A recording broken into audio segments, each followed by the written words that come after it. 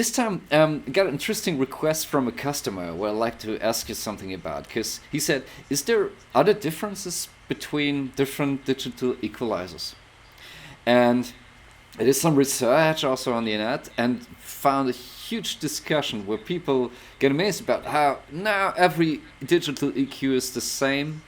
And I think there was some threads on gear slots, and where people make this null test thing and find that it's nearly equal each other out. Yeah, and that's the question: are digital equalizers are the same, or are there some differences? So it's a kind of a deep question, and there's a lot of possibilities for differences and a lot of possibilities for similarities. Okay. The first of all, there are two broad types of equalizers. There's infinite impulse response equalizers, which are digital realizations of the types of equalizers that you would build generally in the analog domain in hardware. Yeah, yeah, And then there's finite impulse response equalizers. yeah. And those two have very different characteristics. And, on the digital side, there are definitely equalizers that are implemented as IIRs, the infinite impulse response, and there are equalizers that are implemented as FIRs, the finite impulse response. And the big difference between those two different approaches is that the IIRs use what's called recursion.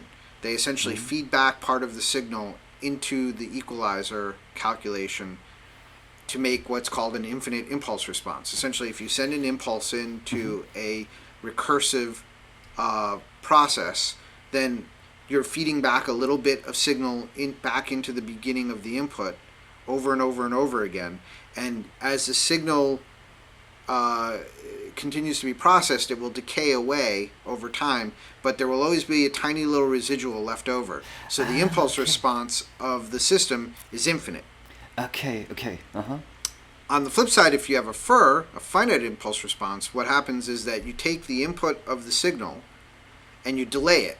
Yeah. Okay. And then each delayed copy is multiplied by a coefficient, and they're all added together. So if you have a FIR that has, say, 50 taps, the impulse response of the filter can only be 50 samples long.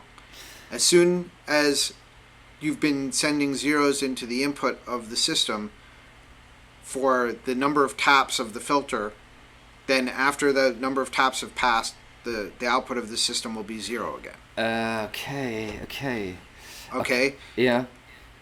So now that leads to all kinds of interesting things. First of all, for FIRs, you can do what's called linear phase. Yeah. Okay. Which means that you can make it so that there is no change in the phase of the signal, even if there is a change of the amplitude. Or you can do the opposite. You can make it so that it only changes the phase and doesn't change the amplitude. So you can make you can make essentially nearly perfect all-pass filters as well. That's what was my. Okay. Perfect. Okay.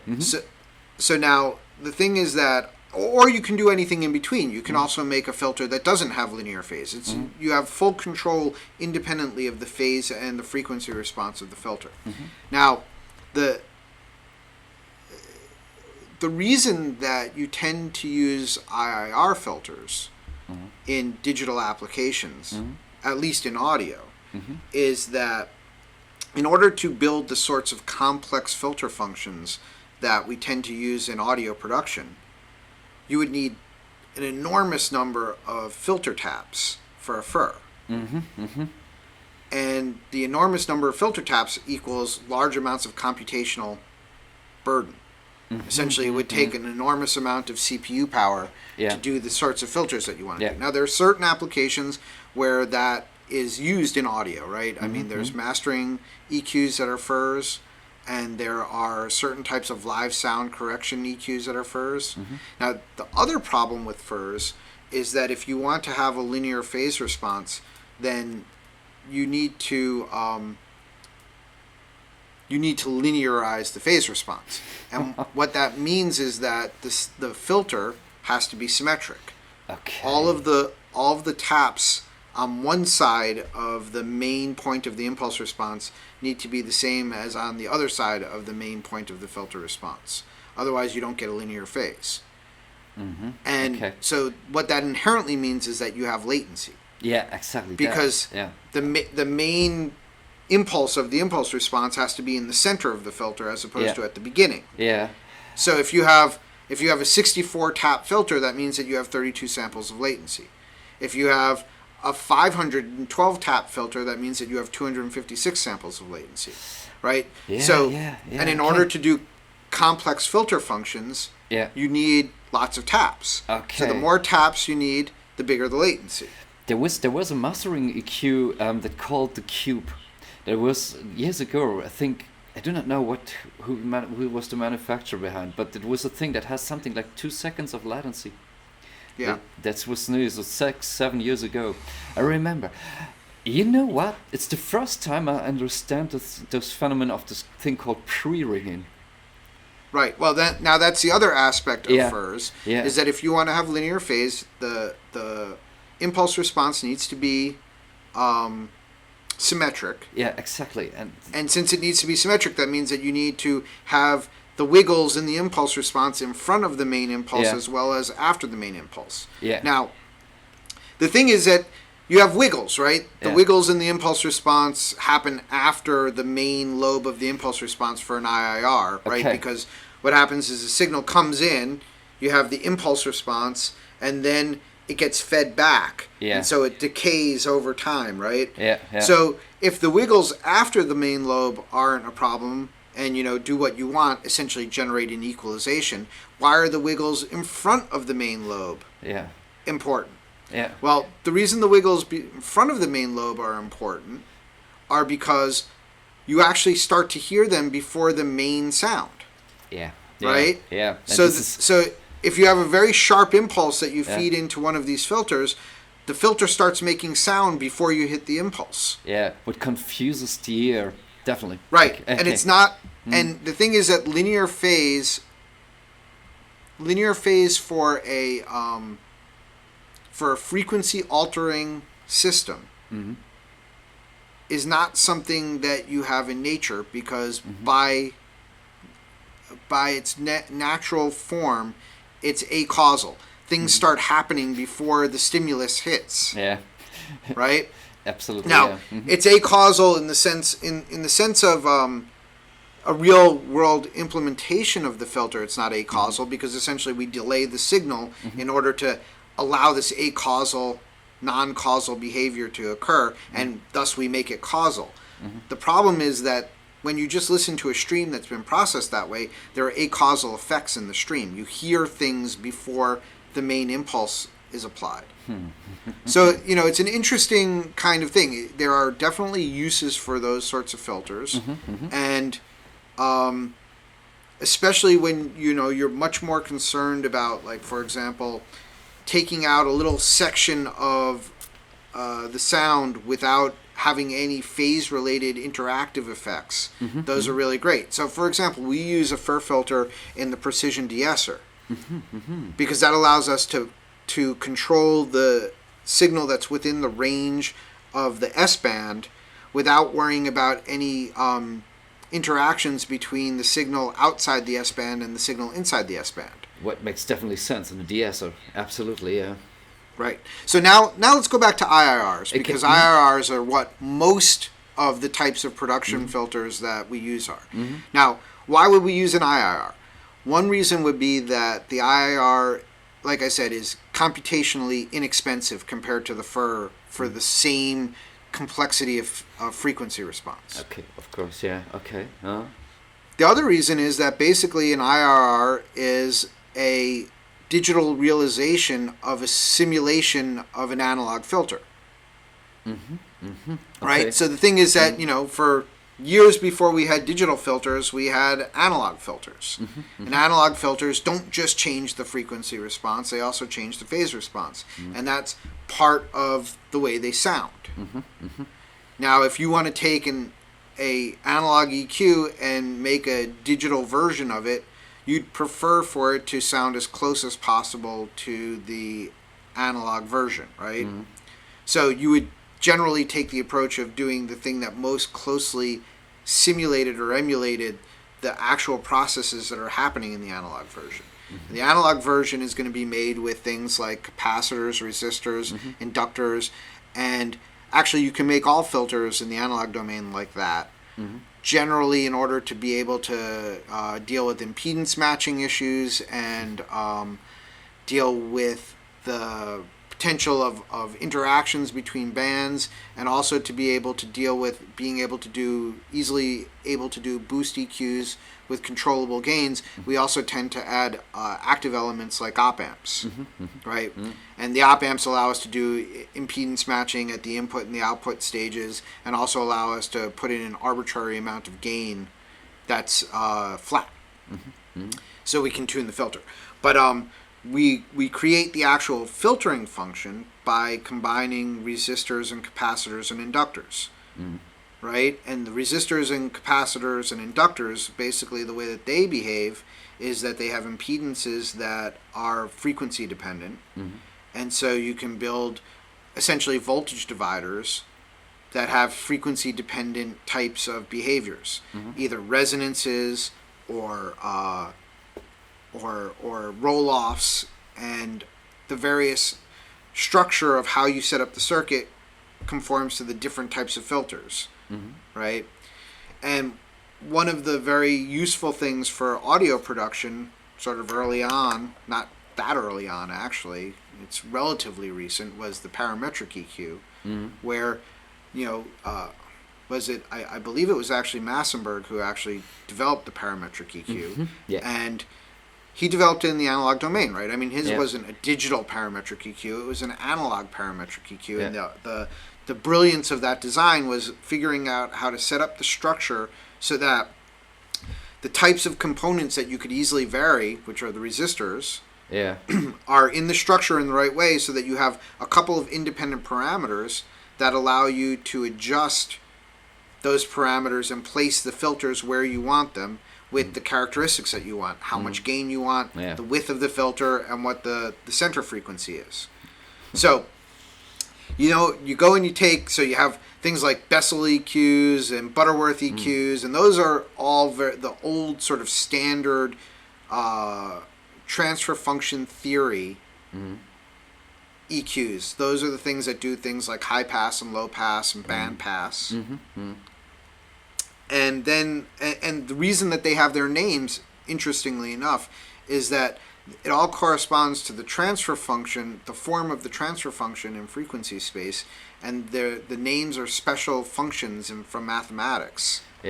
And there's some relationship to the development of filters, but the names come from the guys who figured out the special functions that map to the transfer functions.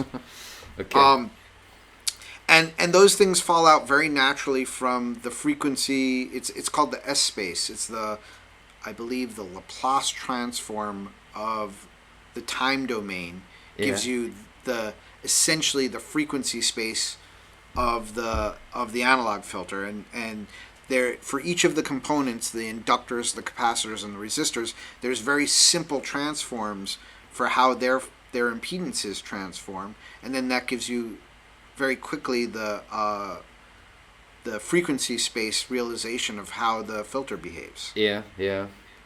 Okay, so now you go and there's a bunch of different ways that you can map from the Laplace transform space into the time delay space, where you're essentially mapping the variable in the Laplace transform space to what's called the unit delay in the time domain space. So when you have a sampled system, like digital audio, what that says is that every certain amount of time we make a new sample of the signal, and we also happen in digital audio to quantize it. Those two things are actually really independent, right? You can have, of course, you could have a continuous sampled system, right? You could have something where you periodically sample a continuous value. But the value stays continuous. Or you could have a continuous in time digital signal Yeah. That's a little weirder because the thing is that the transitions seem like very hard transitions, but you could have it where the transition could happen at any time, not with a particular clock. Okay. Right? So, for example, Yeah. the interesting thing is like, remember I said that you usually don't see FIR filters in the analog domain? That's not entirely true. Excuse me. There were some in the early days of electronics. There were continuous sampled signals where it was an Yeah. analog sampler with a delay line, an analog delay line, Yeah. Remember. and then you would sum those things back together through amplifiers to form a continuous FIR filter. Interesting. Very interesting. Yeah. Okay. Not Nice super idea. practical. Not super practical as Absolutely compared not. to what you can do in the digital domain, but you know it did exist. So now you have the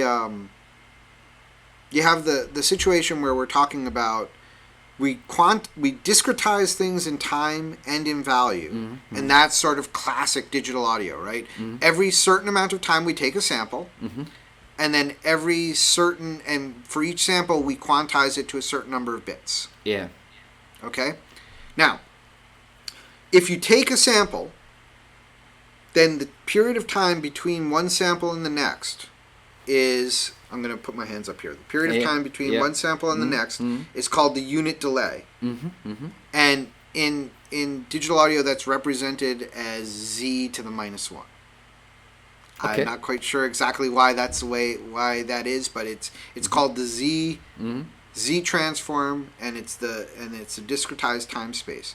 So when you go from the analog domain transfer function to the digital domain transfer function, what you do is you transform the variables in the Laplace space, which is the S's, into Z's. And there's a couple of different ways to do that. The thing that's sort of interesting about the time delay space is that with analog audio, right? Yeah. Frequency is continuous and it goes out to infinity, right? There's no inherent bandwidth limit in the analog domain. So the line that corresponds to the frequency goes from minus infinity to positive infinity on the y-axis. In that the same sort of concept in the time delay space, it's a circle that goes around 0, goes from essentially one on the x-axis up to 1 on the y-axis, down to minus 1 on the x-axis, minus 1 on the y-axis, and back to 1 on the x-axis. And the reason that corresponds to the entire range of the line that goes from minus infinity to positive infinity. It essentially bends around and reconnects. And the reason that it bends around and reconnects is because whatever the time delay that you're using for sampling the system, that defines what the maximum frequency that can be represented in the system is. Yeah. Okay. I Right? understand. And then what happens is when you get, so at 0, it's 0 frequency. Yeah. And as you go up and around, it goes all the way to the Nyquist frequency. Yeah. Yeah. Which is, 1/2 of the sampling frequency. And then if you keep going, it starts going backwards. Yeah. And it goes back to 0. Okay. And that's where aliasing comes from. Okay, so Wow. basically the idea is that you have this whole thing where you go from minus infinity to infinity, and you got to get that onto this circle. Okay. That's what's called a conformal mapping. And the conformal mapping, there's a whole bunch of different conformal mappings that you can use to do that. Okay. The one that's generally used in digital audio is called the bilinear transform. And, that transforms your filter from the analog domain to the digital domain. And it also happens to warp the frequencies, right? They get squished because you're squishing, an infinity into a finite region. And so it's not a nice linear transform, it squishes it. So you also need to then map all of the various elements of the filter specification, like, for example, what the center frequency is. It's got to get mapped to the bilinear space. Now, the thing is that you can do a different mapping, and a different mapping will give you a different EQ. Yeah, and different sound. And a different sound. Okay. Or you can do the same mapping, and then the question is, what are you doing with all those parameters? I mean, are you mapping them exactly the same way? Are you discretizing them? Do you have a table? Are you computing them dynamically? And all of those things have a lot to do with what the actual, real detailed EQ curve is going to be. Okay. And even though you do the exact same algorithm, Yeah. there's a lot of different places where the engineer can make decisions in implementing it that cause it to be slightly different. It's not going to be dramatically different, but slightly different. Now, on top of that, we also have the fact that this is a recursive system. And I don't remember exactly when we were talking about this, but in one of the previous Tech Talks, we talked about the fact that exactly how you discretize your computations can make a very big difference in how they sound. Remember the floating point versus double precision fixed point and all that sort of stuff? Well, EQ is one of the things where this really matters. And precisely what decisions you're making when you're implementing the EQ have a big impact on how it sounds. Okay. My God. Awesome. Now, the other aspect of what can potentially have an impact on how it sounds is how you deal with things like overloads and internal clipping. Yeah. That's more important in a fixed point system than it is in a floating point system, but it still figures in. It's all in terms of managing your precision and your error behavior. Yeah. Over time. So all those things sort of figure into the overall sound of the EQ. Now, if you have two exactly the same implementations of a digital EQ, oh, and then the other aspect in terms of that's important is once you have that transfer function in the unit delay space, then there's what's called different forms. There's direct form 1, there's direct form 2, there's transposed form 2, and there's lattice forms. And basically, there are different ways of arranging the calculation, right? Whether the feed forward part, the FIR part of the filter, comes before the feedback part, or the feedback part comes before the feed forward part. Wow. And all of these things have an impact on what the error behavior is going to be and the precision requirements and the clipping behavior. Yeah, definitely.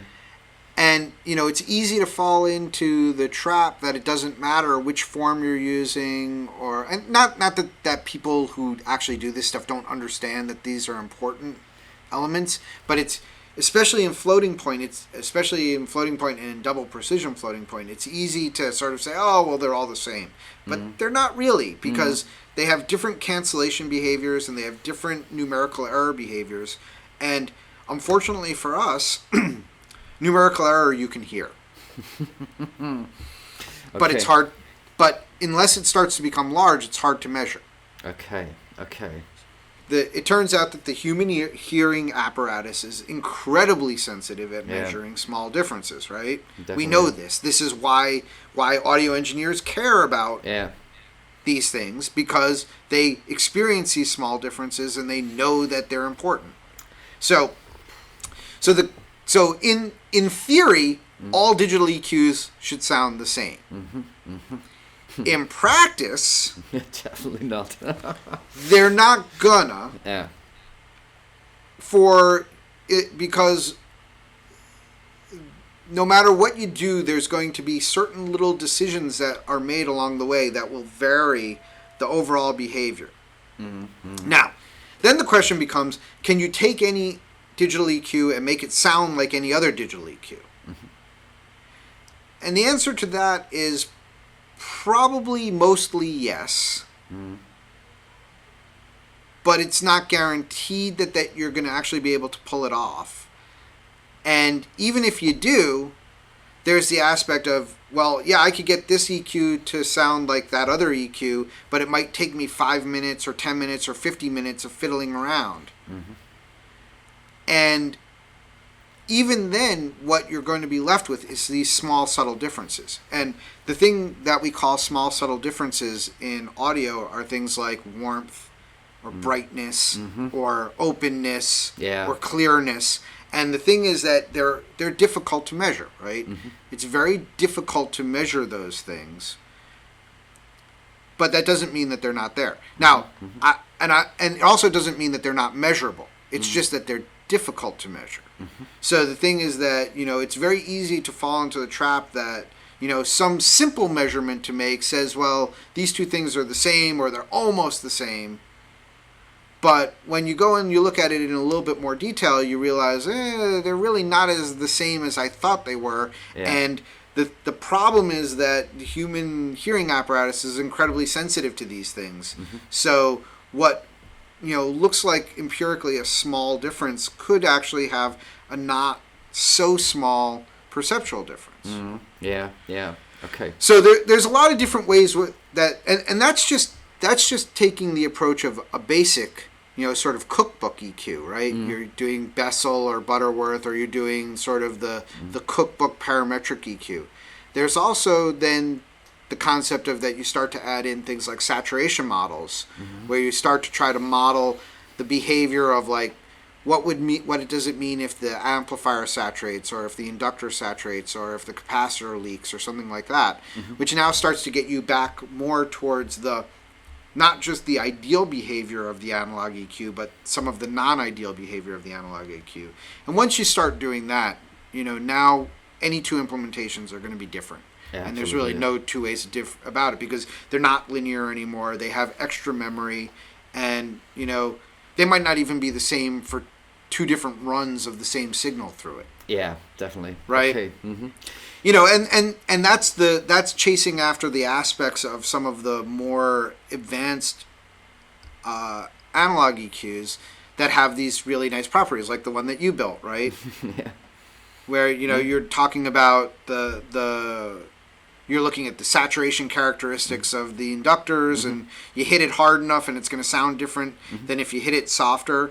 And so those aspects are the sort of thing that you're certainly not going to get two implementations of EQs that are trying to behave that way going to sound the same, because Absolutely. there's just too many different decision points to be making.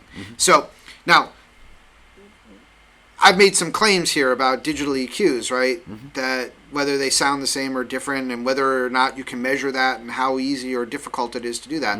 And we actually set up a demonstration with Logic and the Logic Channel EQ and Channel Strip and Mio Console and Spectrafu, and I'd like to run through that. Yeah, absolutely. Yeah, you should show that. That was very interesting.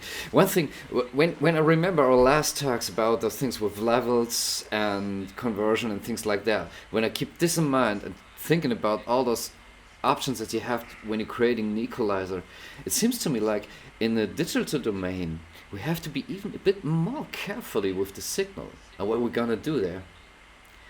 When I think with floating point things, in the processing with floating point, things are a little less sensitive to all of that than they are in the fixed point domain.